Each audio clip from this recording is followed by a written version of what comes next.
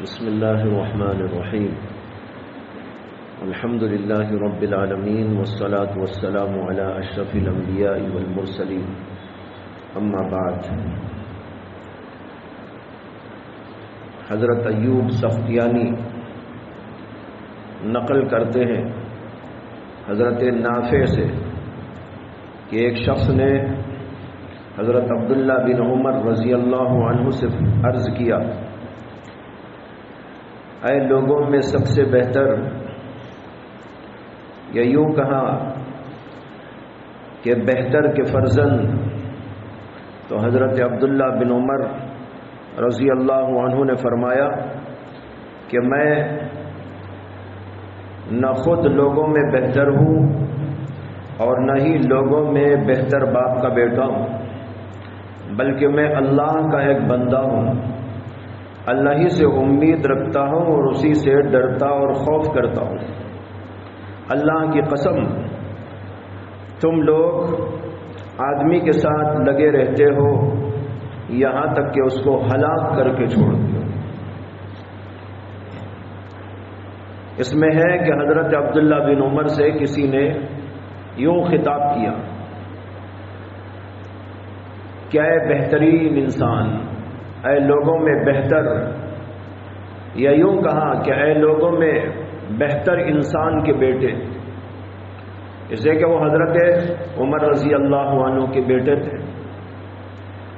بہت بڑے عالم تھے، فقہائے صحابہ میں ان کا شمار ہے، بے شمار احادیث کے راوی، زہد و تقوی ان کا بے مثال تھا۔ اس لیے کسی آدمی نے ان سے یوں خطاب کیا، اے لوگوں میں سب سے بہترین آدمی، یا یوں کہا کہ اے لوگوں میں بہترین انسان کے بیٹے، اگر ہم ہو تو خوش ہو جاتے کہ مجھے بڑی تعریف کے ساتھ بول رہا ہے، پکار رہا ہے، میرے بڑے اچھے القاب استعمال کر رہا ہے، لیکن وہ تو حقیقت پر نگاہ ڈالنے والے تھے۔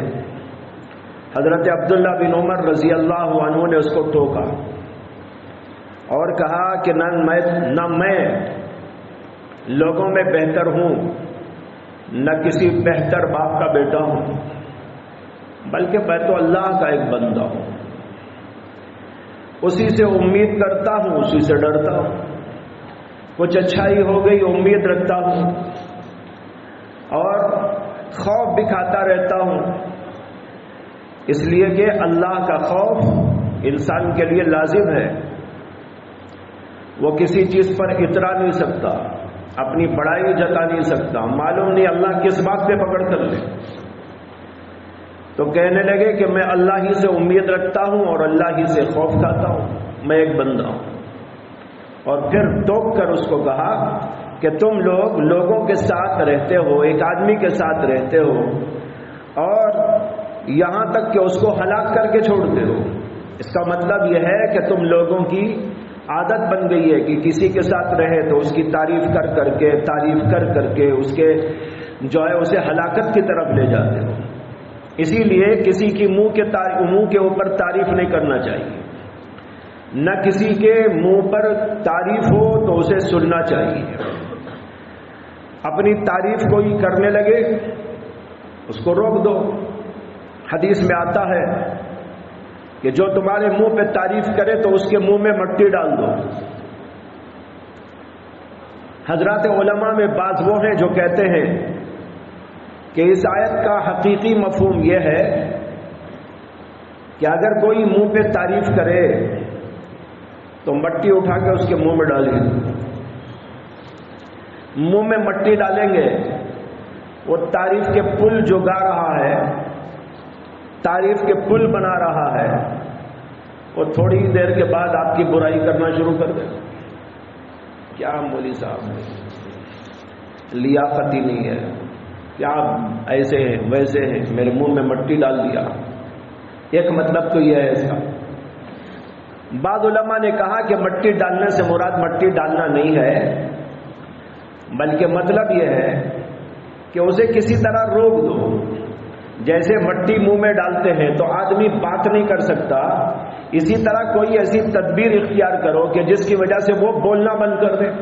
مثلا ٹوک دو، روک دو، یا اور کوئی تدبیر کرو، یا اٹھ کے چلے جاؤ.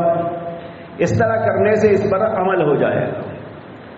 بزرگوں میں دو قسم کے ہیں. بعض وہ ہیں جو واقعی مٹی ڈال دیتے تھے. حضرت مولانا قاری طیب صاحب رحمۃ اللہ علیہ نے بیان کیا ہے کسی بزرگ کے حوالے سے کہ ان کے سامنے کوئی آدمی اگر کہہ دیتا کوئی تعریفی جملہ، وہ باقاعدہ مٹی اٹھا کے اس کے منہ میں ڈال دیتے. اور بعض ایسے تھے جو دوسری بات پر عمل کرتے تھے کہ یہ مجازی تعبیر ہے اور مقصد یہ ہے کہ کسی طرح اس کا منہ بند کرو. حضرت حاجی امداد اللہ مہاجر مکی کا عجیب معمول لکھا ہے کہ ان کے سامنے اگر کوئی ان کی تعریف کرتا، سنتے رہتے، جب وہ اپنی بات ختم کر دیتا تو کہتے آپ نے تو سارا جھوٹ کہا ہے، آپ نے تو سارا جھوٹ کہا ہے. یہ کہتے یہ ہے منہ میں مٹی ڈالنے کا دوسرا مطلب کہ ایسی بات کہو جس سے کہ اس کا منہ بند ہو جائے. تو بہرحال کسی نہ کسی طریقے سے بند کر دو، یہ مطلب ہے اس کا. تو حضرت نے اس پر تنبیہ کی کہ تم لوگ کسی آدمی کے ساتھ میں رہتے ہو اور اسے ہلاک کرنے تک نہیں چھوڑتے، اس لیے کہ آدمی کی تعریف کرنے سے ہو سکتا ہے کہ کسی کا نفس پھول جائے. جب نفس پھول جاتا ہے تو اس کے لیے خطرہ بن جاتا ہے. جیسے آدمی کا جسم اگر پھول جائے تو خطرہ ہے. بعض وقت ایک بیماری آتی ہے، اس بیماری کے اندر آدمی موٹا ہو جاتا ہے، سوجن آ جاتی ہے جسم میں. اب وہ بے وقوف یہ سمجھے کہ میں تو ماشاءاللہ بڑا تگڑا ہو رہا ہوں، چند دنوں کے بعد پتہ چلے گا کہ کیا ہے، کتنا بڑا خطرہ پیش آ گیا. اسی طریقے پر کبھی نفس پھول جاتا ہے، اس کی اصلاح کی ضرورت ہوتی ہے. اگر نفس پھول گیا تو ایک نہ ایک دن اس کے لیے خطرہ بن جاتا ہے.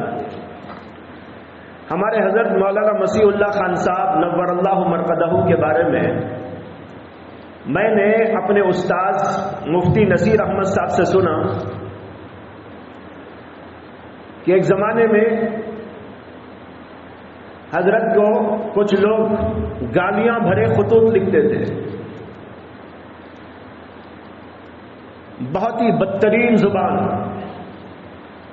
بہت ہی برے برے القاب. مفتی نصیر صاحب رحمۃ اللہ علیہ فرماتے تھے کہ میرا معمول یہ تھا، مجھے حضرت نے ڈیوٹی دی تھی کہ جو بھی خط آتے تھے اس کو پڑھ کے سناتا تھا. کہتے ہیں کہ خط پڑھنے کے لیے جب بیٹھتا تو ایسے خطوط بھی آتے، ایک کے بعد ایک، کوئی اچھا خط آ رہا ہے، کوئی ایسا بھی آ رہا ہے. کہتے تھے کہ میں اسے اٹھا کے بازو رکھ دیتا تھا، سناتا نہیں. حضرت نے ایک دو دفعہ دیکھا کہ میں خطوط کو بازو رکھ دے رہا ہوں تو فرمایا کہ بھائی یہ کیا بات ہے، یہ کیوں نہیں سنا ہے؟ تو عرض کیا کہ حضرت یہ تو سنانے کے قابل نہیں، اس کے اندر تو گالیاں لکھی ہوئی ہیں، اس کے اندر تو برے برے القاب لکھے ہوئے ہیں، دھمکیاں ہیں. تو حضرت نے عجیب جملہ فرمایا کہ وہ بھی سناؤ، اس لیے کہ یہ تو اللہ کی طرف سے ہماری اصلاح کا سامان ہے. لوگ جو ہم کو گالیاں بھرے خطوط لکھ رہے ہیں یہ اللہ کی طرف سے ہماری اصلاح کا سامان ہے. عام طور پر ہم کو لوگ کہتے ہیں حضرت جی اور یہ اور وہ، بڑے بڑے القاب آداب استعمال کرتے رہتے ہیں، تو اس کی وجہ سے نفس پھول جاتا ہے. یہ اللہ نے انتظام کیا ہے اصلاح کا، یہ بھی سناؤ تاکہ ہمارا نفس ٹھیک ہو جائے، پھول نہ جائے. اور باقاعدہ ان خطوط کو حضرت سنتے تھے.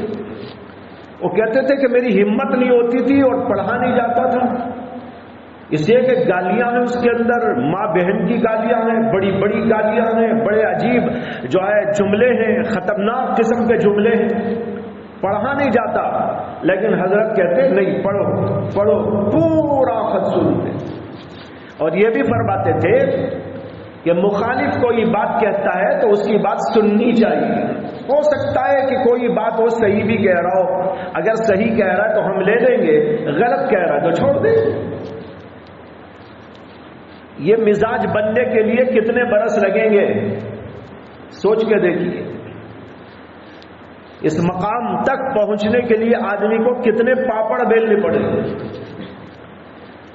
لوہے کے چنے چبانے پڑیں گے، بڑے مجاہدات کرنے پڑیں گے. جب مجاہدات پر مجاہدات کرتے ہیں نفس کمزور پڑتا ہے، ڈھیلا پڑتا ہے، اس کا تکبر اترتا ہے، اس کے اندر عاجزی تواضع پیدا ہوتی ہے. حضرت مولانا شیخ عبد القدوس گنگوہی رحمت اللہ علیہ، جو آج سے تقریباً 500 برس پہلے گزرے، بہت بڑے اللہ کے ولی تھے. ان کے ایک نواسے تھے، ان کا نام تھا ابو سعید، لیکن وہ کچھ جوانی کے زمانے میں بہک گئے، ادھر ادھر گھومتے رہتے تھے، پھرتے رہتے تھے، الٹی سیدھی کرتے رہتے تھے، لوگوں کو تکلیف بھی دے دیتے تھے. ایک بار ایسا ہوا کہ ابو سعید اسی زمانے میں ایک گلی سے گزر رہے تھے، وہاں پر ایک عورت بوڑھی بیٹھ کے چرخہ چلا رہی تھی، دھاگا بن رہی تھی. یہ چلتے چلتے اس کو ایک لات مار کے چلے گئے. تو اس کی زبان سے نکلا، ارے ایک زمانے میں تمہارے گھر میں کتنی بڑی دولت تھی اور تمہارا آج کیا حال ہو گیا. ایک زمانے میں تمہارے گھر میں کیسی عظیم دولت تھی، آج تمہارا کیا حال ہو گیا. یہ سنا تو سوچنے لگے ہمارے گھر میں کیا دولت تھی. ماں کے پاس پہنچے، جا کر کہا کہ جو ہے ہمارے گھر میں کبھی دولت تھی کیا. ماں نے کہا ایسی دولت تھی کہ دنیا میں کہیں نہیں تھی. ولایت کا خزانہ اللہ نے یہاں رکھا تھا، دنیا بھر کے سالکین طریقت یہاں پہنچتے تھے، اور اللہ کی محبت کا خزانہ، اللہ کی معرفت کا خزانہ، تقوی طہارت کا خزانہ، انابت خشوع کا خزانہ لے کے جاتے تھے. تب ان کی سمجھ میں آیا، کچھ ذہن ادھر متوجہ ہوا، رونے لگے. ماں سے عرض کیا کہ امی جان، میں یہ دولت پھر اپنے گھر میں لانا چاہوں تو کیا ہو سکتا ہے. ماں نے کہا کہ بیٹا دیکھو، تمہارے نانا شیخ عبد القدوس، ان کے آج بھی بہت سے خلفاء ہیں جو یہاں سے شراب محبت پی پی کے گئے تھے، یہاں سے محبت الہی کا نشہ لے کے گئے تھے، اور اپنے اپنے علاقوں میں وہ کام کر رہے ہیں. اور انہی میں سے ایک ہے شیخ نظام الدین بلخی. تم ان کے پاس چلے جاؤ اور ان سے کہو کہ ہمارے دادا نے جو آپ کو دولت دی ہے وہ دولت مجھے بھی کچھ عطا کر دی. اور اس کے بعد نظام بن گیا تو شیخ نظام الدین بلخی رحمت اللہ علیہ کو خط کے ذریعے اطلاع دی گئی. انہوں نے اطلاع دی کہ میں فلاں آپ کی خدمت میں آنا چاہتا ہوں اور فلاں تاریخ کو پہنچنا چاہتا ہوں. تو جب وہ تاریخ آئی تو حضرت نظام الدین بلخی اپنے مریدین کی ایک بہت بڑی جماعت کے ساتھ اپنے شیخ کے نواسے کے استقبال کے لیے شہر کے باہر آ گئے. اس کے بعد ان کو وہاں سے پالکی پہ بٹھا کے لے گئے اور موٹے موٹے گدے اور جو ہے آسائش کے سامان رکھ کر ان کا استقبال کیا اور ان کی خدمت کی. ایک دن کے بعد انہوں نے کہا کہ حضرت میں تو آپ کی خدمت میں اس کے لیے نہیں آیا ہوں کہ آپ میری خدمت کریں، مجھے کھلائیں، مجھے پلائیں، مجھے آرام و ٹھاٹھ سے رکھیں۔ میں تو آپ کی خدمت میں اس لیے آیا ہوں کہ مجھے معلوم ہوا کہ میرے نانا نے آپ کو دولت دی تھی معرفت الہی کی، وہ دولت میں سے کچھ مجھے بھی عطا کر دیجئے، میں آپ کا طالب بن کے آیا ہوں۔ جب یہ کہا تو نظام الدین بلخی کی آنکھیں ایک دم بدل گئی۔ انہوں نے کہا اچھا اس لیے آئے ہو، ٹھیک ہے وہاں سے اٹھو۔ فوراً اٹھا دیا گدے سے، اور پھر اس کے بعد جہاں وہ بیٹھتے تھے وہاں پر ان کو لے جا کے بٹھا دیا اپنے سامنے، اور پھر اس کے بعد ان کو کہا کہ تمہارے اندر تکبر بہت ہے، بڑائی کا تصور بہت ہے، اور بڑائی جب تک دل میں رہتی ہے اللہ کی معرفت و محبت دل میں نہیں گھس سکتی۔ سب سے پہلے تو اس کو خالی کرو، دل کو پاکیزہ بناؤ، اس کے اندر سے برے اخلاق کو نکالو، اس کے اندر سے تکبر کو نکالو، عجب و خود پسندی کو نکالو۔ یہ برائیاں جب تک باہر نہیں نکلتی اس وقت تک دل کے اندر کبھی اللہ کی محبت اور اللہ کی معرفت داخل نہیں ہو سکتی۔ انہوں نے کہا کہ حضرت آپ بتائیے میری اصلاح کیسے کروں؟ انہوں نے کہا کہ تمہاری اصلاح کے لیے نظام بنا کر دوں گا۔ پھر انہوں نے نظام بنا کے دیا کہ خانقاہ کے جو بیت الخلا ہیں ان بیت الخلاؤں کی صفائی، وہاں کی نگرانی تمہارا کام ہے۔ 1 سال تک ذکر، اذکار، نماز، وہ جو کچھ ہے وہ کرنے کے ساتھ ساتھ تم کو یہ بھی کرنا ہوگا کہ خانقاہ میں رہنے والے مریدین اور منسلکین کے جو بیت الخلا ہیں ان تمام بیت الخلاؤں کی صفائی کرو اور کراؤ اور اس کی نگرانی کرو۔ ٹھیک ہے، لگ گئے۔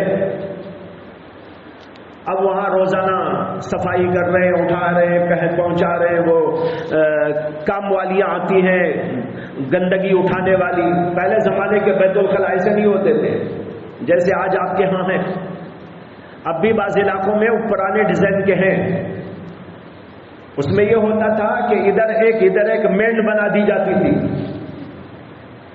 اس کے اوپر بیٹھ کر آدمی استنجا کرتا، جو کچھ گندگی نکلتی وہ وہیں پڑی رہتی، ڈرینیج سسٹم نہیں تھا، وہیں پر جو کچھ گندگی پڑی رہتی تھی وہ بھنگنیں آتی تھی اور اس کو ٹوکروں میں ڈال کے لے جا کے باہر پہنچاتی تھی۔ یہ سسٹم تھا۔ تو یہ سلسلہ چلتا رہا۔ 1 سال جب گزر گیا تو حضرت نظام الدین بلخی نے وہاں کام کرنے والی ایک بھنگن سے کہا کہ یہاں بیت الخلاؤں کی نگرانی کرنے کے لیے جو ہمارا آدمی مقرر ہے، تم جب کل بیت الخلاؤں کی صفائی کر کے ٹوکرے میں غلاظت و گندگی لے جاؤ تو اس آدمی کے قریب سے چلے جاؤ، اگر وہ کچھ بولے تو مجھے بتانا، اسے کچھ نہیں بولنا، ٹھیک ہے؟ اس کے بعد وہ آئی، گندگی غلاظت اٹھائی، اور ابو سعید ایک طرف کھڑے ہوئے تھے نگرانی کرنے۔ وہ عورت بالکل ان کی ناک کے پاس سے گزری، وہ کھڑے ہوئے، ٹوکرا یہاں سے گزر رہا ہے۔ کیا حال ہوا ہوگا؟ دماغ خراب، بس ان کو تیش آ گیا۔ انہوں نے تیش میں اس بھنگن سے کہا، گنگو نہ ہوا ورنہ دیکھتا، گنگو نہ ہوا ورنہ دیکھتا۔ بنگلور والا ہو تو کہتا بنگلور نہ ہوا ورنہ دیکھتا۔ تو مطلب ہمارا گاؤں ہوتا تو پھر تجھے مزہ چکھاتا، اب میں تو یہاں ہوں، کچھ نہیں کر سکتا۔ خیر اس بھنگن نے جا کر حضرت کو بتایا کہ بس ایسا انہوں نے کہا۔ حضرت نے فرمایا، اوفو، ابھی تو دماغ کا خناس نکلا نہیں ہے۔ 1 سال پھر مزید وہی خدمت، پھر 1 سال کے بعد اسی بھنگن سے یہی کہا اب بھی اسی طرح کرو اور دیکھو کہ کیا نتیجہ نکلتا ہے، وہ کیا بولتے ہیں۔ 1 سال کے بعد پھر جب وہ بھنگن وہاں سے گزری تو انہوں نے بس اتنا کیا کہ گھور کے اس کو دیکھا، تیز تیز نگاہوں سے غصے کے ساتھ، مگر زبان کچھ نہیں ہلائی۔ بھنگن نے حضرت کو جا کر اطلاع کی، فرمایا کہ ابھی کسر باقی ہے۔ پھر تیسرے سال بھی یہی ذمہ داری تھی۔ تیسرے سال پھر بھنگن اسی طرح اٹھا کے ان کے قریب سے گزری، ارادے کے بغیر قصد و ارادہ اس کے ہاتھ سے وہ ٹوکرا چھوٹ کر انہی کے اوپر گر گیا۔ کیا حال ہوا ہوگا؟ بازو گئے تو وہ ہوا تھا، اب تو ٹوکرا پورے کا پورا غلاظت کا انہی کے اوپر گر گیا۔ لیکن اب اصلاح ہو چکی تھی۔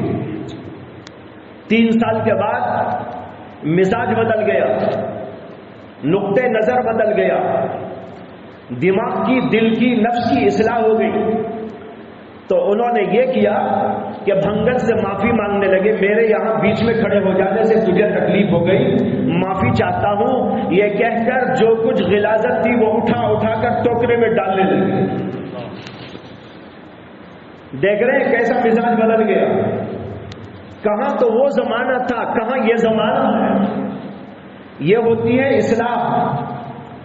شیخ کے پاس رہ کر یوں اصلاح کی کرائی جاتی ہے، نفس کو کچلا جاتا ہے، دماغ کو اتارا جاتا ہے، نفس کے اوپر آرے چلائے جاتے ہیں، لوہے کے چنے چبائے جاتے ہیں تاکہ ہمارا نفس اسی طرح قابو میں آ جائے۔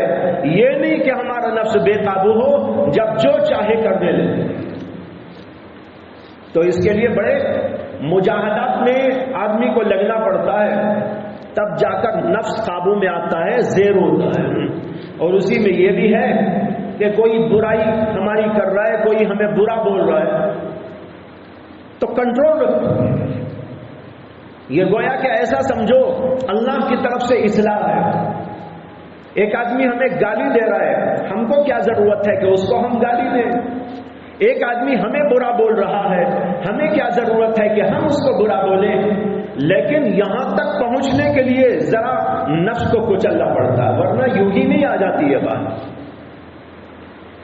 ورنہ تو کبھی آدمی بنایا ایسا کرتا بھی ہے، تو کبھی ایسا ہوتا ہے کہ اچانک پلٹ کر وہی سب کچھ کرتا ہے جو پہلے کرتا تھا۔ جیسے طوطے کو، مینے کو بولی سکھائی جاتی ہے، انسانوں کی بولی، طوطے کو بھی مختلف بولیاں سکھا دی جاتی ہے۔ مولانا روم نے لکھا ہے کہ ایک آدمی نے ایک طوطے کو پالا اور اسے انسانوں کی بولی سکھائی، اور وہ بولی بولتا تھا اور لوگ سننے کی خواہش کرتے تھے اور آتے تھے اور اس سے بات چیت کرتے تھے۔ ایسا اس کو اس نے تربیت دی۔ لیکن یہ تو مصنوعی ہے نا۔ ایک بار ایسا ہوا کہ کسی شکاری نے آ کر پیچھے سے اس کو پکڑا۔ مولانا روم لکھتے ہیں کہ اب وہ بولی بھول گیا اور ٹین کرنے لگا۔ اب طوطے کی ٹینٹا نکلنے لگی۔ کیوں؟ اس لیے کہ تو مصنوعی طور پر چند دنوں کے لیے اس کو سکھایا تھا۔ اسی طرح اگر ہم اوپر سے کچھ کر لیں تو کام نہیں چلے گا۔ نفس کو بدلنا ہے، اندرون کو بدلنا ہے، نظریے کو بدلنا ہے۔ نظریہ کیا؟ اپنے بارے میں نظریہ بدلنا ہے۔ میں کمزور ہوں، میں حقیر ہوں، میں فقیر ہوں، میں معمولی آدمی ہوں۔ جیسے حضرت سیدنا عبداللہ بن عمر رضی اللہ عنہ نے اس آدمی سے کہا، جب اس نے کہا اے لوگوں میں بہترین آدمی، انہوں نے کہا میں لوگوں میں کوئی بہترین نہیں ہوں، میں اللہ کا ایک بندہ ہوں، اللہ سے ڈرتا ہوں اور اللہ سے امید رکھتا ہوں، بس میری تو اتنی حیثیت ہے۔ یہ نظریہ اپنے بارے میں بنانا پڑا ہے۔ تو نفس کی اصلاح یہ ہوتی ہے، اس طریقے پر اصلاح کریں گے تو نفس قابو میں آئے گا۔ حلیت الاولیاء میں لکھا ہے کہ حضرت ابو الاشہب ایک شخص سے نقل کرتے ہیں کہ امام مطرف بن عبداللہ نے یوں فرمایا کہ میں سو کر رات گزاروں اور ندامت کی حالت میں صبح کروں، میں رات بھر سو کر گزار دوں اور صبح میں ندامت کی حالت میں صبح کروں، یہ مجھے اس سے زیادہ محبوب و پسندیدہ ہے کہ میں شب بیداری کروں اور خود پسندی کی حالت میں صبح کروں۔ بہت بڑی بات ہے، ایک آدمی رات بھر تہجد پڑھتا ہے اور نیکیاں کرتا ہے، لیکن اسی کے ساتھ خود پسندی میں مبتلا ہو گیا، میں بڑا تہجد گزار ہوں، میں ایسا ہوں، میں ویسا ہوں، میں ڈبل پیسہ ہوں، میرا جیسا کوئی نہیں، میں سب سے اعلیٰ ہوں، میں سب سے عرفہ ہوں، یہ ذہن میں لا لیا۔ کہتے ہیں کہ اس سے بہتر تو یہ ہے کہ تم سو جاؤ، سو کر صبح میں اپنے آپ کو سمجھو میں گنہگار ہوں، میں معمولی آدمی ہوں، میں حقیر اور فقیر ہوں۔ یہ آدمی اس آدمی سے بہتر ہے جو پوری رات عبادت کر کے عجب میں، خود پسندی میں، بڑائی میں مبتلا ہو جاتا ہے۔ اسی لیے کبھی بھی آدمی نیکی کر کے اپنے آپ کو بڑا نہ سمجھے، اپنے آپ کو حقیر سمجھنا چاہیے۔ اس لیے حقیر سمجھنا چاہیے کہ ہمارے پاس کیا دلیل ہے کہ ہم نے جو عبادت کی وہ اللہ کے ہاں قبول ہو گئی؟ کوئی دلیل ہے؟ کوئی گارنٹی ہے کہ میں نے ابھی جو عصر کی نماز پڑھی ہے وہ عصر کی نماز بالیقین اللہ کے پاس قبول ہو گئی؟ کوئی دلیل ہمارے پاس نہیں۔ زیادہ سے زیادہ اللہ کی رحمت سے امید ہم کر سکتے ہیں کہ اللہ میں نے تو شایع نشان کوئی عبادت کی نہیں، کر سکتا بھی نہیں، میں بڑا کمزور ہوں، بڑا حقیر ہوں، بڑا ذلیل ہوں، بڑا نکما ہوں، آپ کے شایع نشان تو میں کچھ نہیں کر سکتا، بس آپ کی رحمت سے امید کرتا ہوں کہ میری ٹوٹی پھوٹی عبادت کو آپ قبول کر لیجئے، میں یہ امید کرتا ہوں کہ آپ میری عبادت کو قبول کر لیں گے۔ آدمی اتنا ہی کر سکتا ہے، اس کے اوپر اترانے کا کیا ہے، اس کے اوپر بڑائی کا کیا ہے؟ اگر آدمی سمجھے کہ میں ایسا اور ویسا، سمجھو کہ وہ اللہ کی نگاہ میں ذلیل ہو گیا۔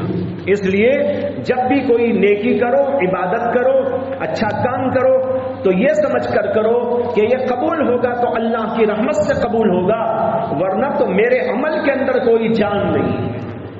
حدیث میں آتا ہے، نبی اکرم صلی اللہ علیہ وسلم نے ارشاد فرمایا کہ کوئی بھی آدمی اپنے عمل کی وجہ سے جنت میں نہیں جائے گا، بلکہ اللہ کی رحمت کی وجہ سے جائے گا۔ صحابہ کرام نے عرض کیا کہ یا رسول اللہ آپ بھی، یعنی آپ بھی اپنے عمل سے نہیں جائیں گے بلکہ اللہ کی رحمت سے جائیں گے؟ آپ نے فرمایا کہ جی میں بھی میرے عمل سے نہیں، اللہ کی رحمت سے جاؤں۔ اگر اللہ نے رحمت نہ کی تو ہمارا عمل کیا ہے؟ اس کے اندر کیا جان ہے، کیا خشوع ہے، کیا خضوع ہے؟ کوئی چیز نہیں ہے۔ اور بندہ ہونے کی وجہ سے ہماری عبادت کے اندر کبھی بھی ایسی چیز نہیں پیدا ہو سکتی کہ ہم کہہ سکیں کہ یہ اعلیٰ درجے کی چیز ہے، اسے کہ انسان خود ناقص ہے۔ ناقص سے جو عمل ہوگا وہ ناقص ہی ہوگا، کمزور سے جو عمل ہوگا وہ کمزور ہی ہوگا۔ آپ نے سنا ہوگا نا، کہتے ہیں رأی العلیل علیل، بیمار کی رائے بھی بیمار ہوتی ہے۔ ایک آدمی بیمار ہو گیا، اس کو پوچھ کے علاج کرنا ہے یا ڈاکٹر کو؟ اسے پوچھیں گے تو کہے گا نہیں میں دوا نہیں کھاؤں گا۔ ارے پرہیز کرو، وہ کہا نہیں مجھے بریانی چاہیے۔ ارے رائے العلیل علیل، بیمار کی رائے بھی بیمار ہوتی ہے۔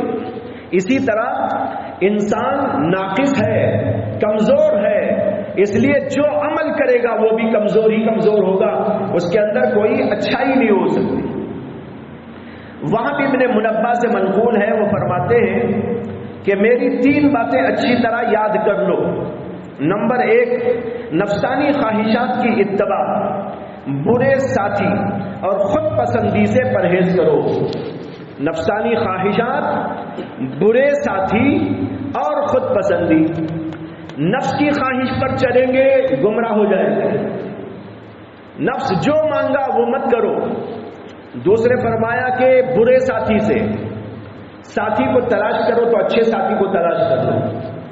یہاں بھی آپ لوگ رہتے ہیں، تلاش کرو کہ بھائی ساتھیوں میں سے مجھے ایک بہترین ساتھی مل جائے، نیک ساتھی مل جائے، اور جب ساتھی بنا لو کسی کو تو اس سے یوں معاہدہ کرو کہ میرا تمہارا معاہدہ یہ ہے کہ میری کوئی غلطی دیکھو تو تم بتا دینا، اور میں تمہاری کوئی غلطی دیکھوں تو تم کو بتا دوں گا، اور میں نیکی میں سستی کروں، غفلت کروں تو مجھے نیکی پہ آمادہ کرنے دا، میں اگر تمہاری طرف سے ایسی کوتاہی دیکھوں تو تم کو متوجہ کر دوں گا۔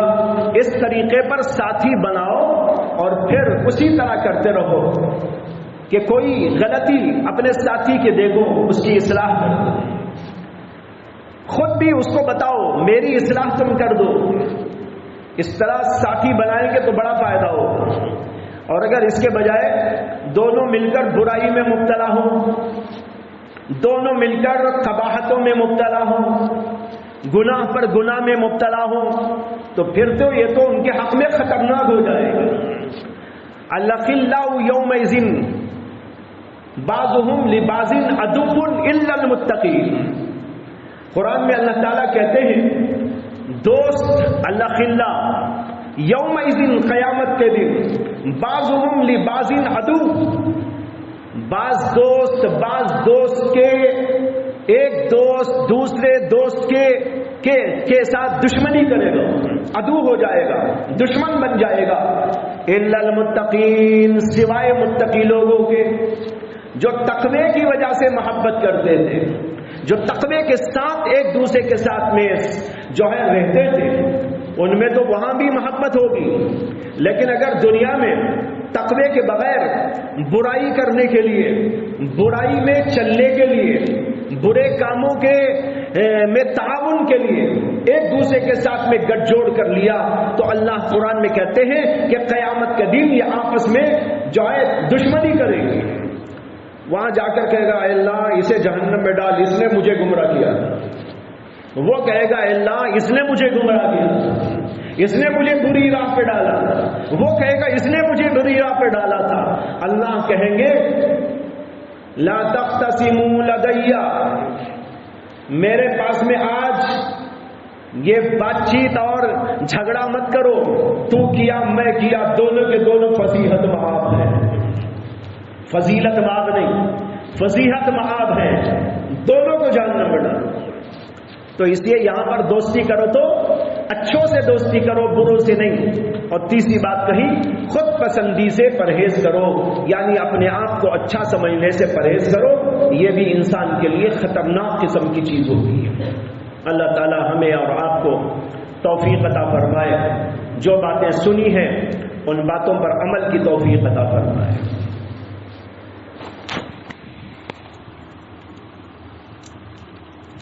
بسم اللہ۔